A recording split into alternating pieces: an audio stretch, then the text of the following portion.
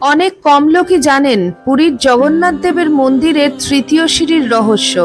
জগন্নাথ দেবের মন্দিরে 22টি সিঁড়ি আছে এবং প্রতিটি সিঁড়ির আলাদা আলাদা মাহাত্ম্য। কিন্তু তৃতীয় সিঁড়িটির একটি অদ্ভুত রহস্য আছে যা অনেকেরই অজানা। মনে করা হয় জগন্নাথ দেবের দর্শন করে সবাই পাপ মুক্ত হয়ে যাচ্ছিলেন।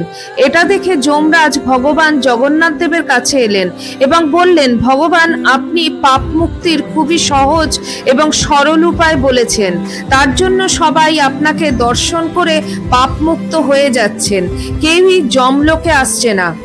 যমরাজের এই কথা শুনে ভগবান জগন্নাথ দেব যমরাজকে বললেন, আপনি মন্দিরের মুখ্য দ্বারের তৃতীয় সিঁড়িতে আপনার স্থান গ্রহণ করুন, যা যমশিলা নামে পরিচিত হবে।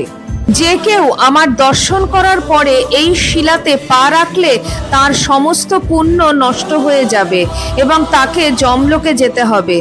কিন্তু আপনাদের চিন্তার কারণ নেই, কারণ ভগবান আগে থেকেই সব ব্যবস্থা করে রেখেছেন। শুধুমাত্র মন্দিরে প্রবেশ করার রাস্তাতেই যমশিলা পড়ে, কিন্তু ভগবানকে দর্শন করে বাইরে বেরোনোর সময় অন্য রাস্তা দিয়ে বেরোতে হয়।